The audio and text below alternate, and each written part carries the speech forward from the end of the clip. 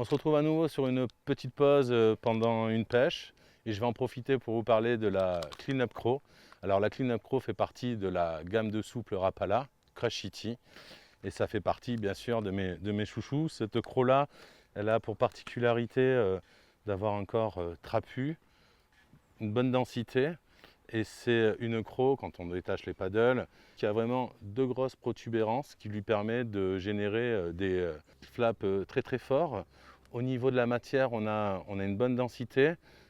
C'est un plastique injecté à 20% de sel, qui est avec un nouveau procédé de fabrication, avec une injection très haute pression, qui permet d'imprimer énormément de détails. Et ça, c'est vrai pour toute la gamme Crush City.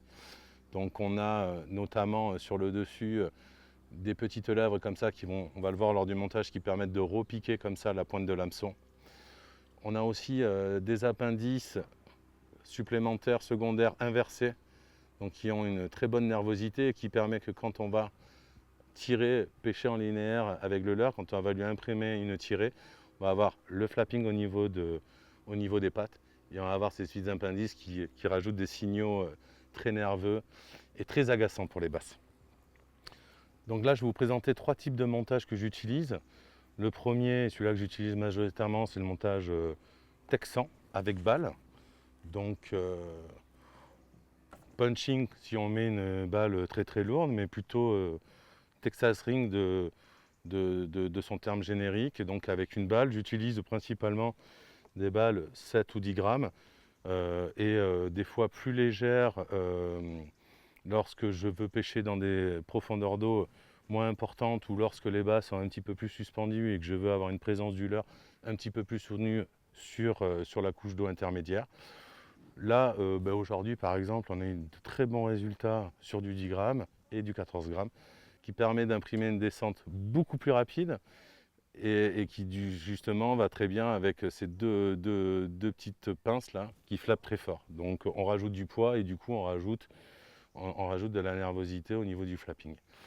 Donc ce montage il est très classique, hein, mais on va le reprendre. On met d'abord un stop float sur son fil. Là je suis sur une tresse parce qu'on a sur des pêches plutôt fortes et au niveau d'encombrement des nénuphars.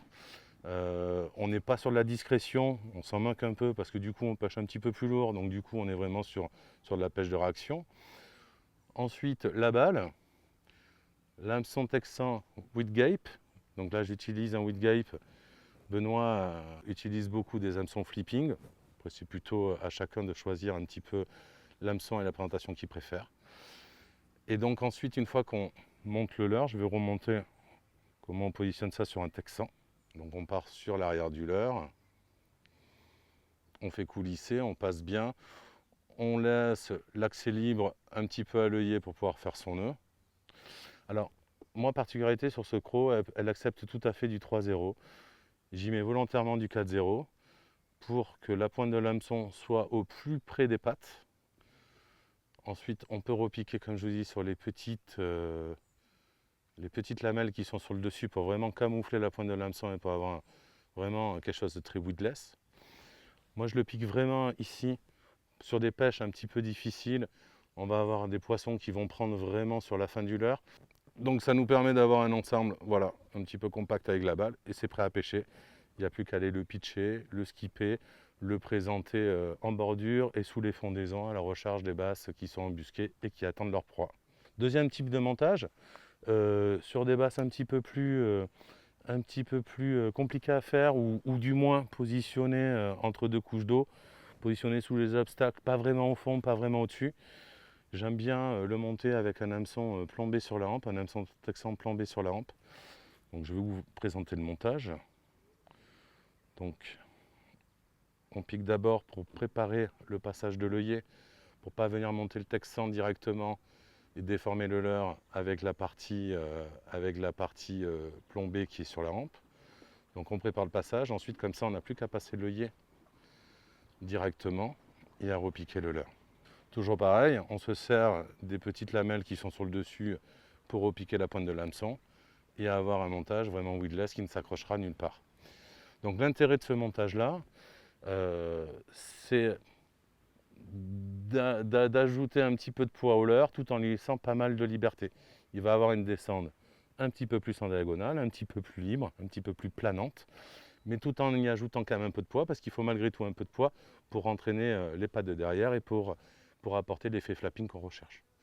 Donc pareil, c'est un leurre qu'on va pouvoir pitcher, présenter, avec un poids suffisant pour pouvoir le lancer en casting notamment, et le présenter de façon précise, dans des trouées, dans des obstacles. L'intérêt de plus par rapport à une balle, c'est que comme on est libre au niveau de la plombée, on va pouvoir aussi, lorsqu'on le ramène, travailler un peu plus linéairement, passer sur des obstacles, sur des herbiers, et puis faire des relâchés de temps en temps pour aller chercher les bases qui auraient suivi ou qui attendraient au milieu des trouées. Voilà pour le deuxième montage.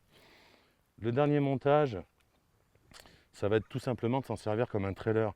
On a un leurre, une croc qui est malgré tout assez compacte, avec un leurre cylindrique assez volumineux qui va apporter une très bonne portance, notamment si on s'en sert en trailer de jig.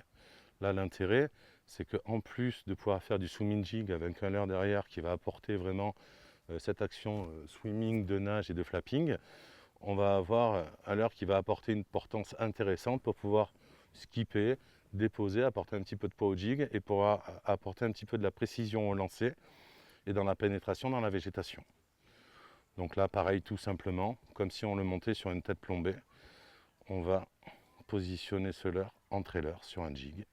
Pas besoin de le recouper, la taille est déjà suffisamment compacte pour qu'une fois que c'est monté sur un jig, il y ait seulement les pattes qui dépassent. Donc voilà, je vous ai présenté mon 33 de montage avec la Clean-Up Croc Crushity Rapala.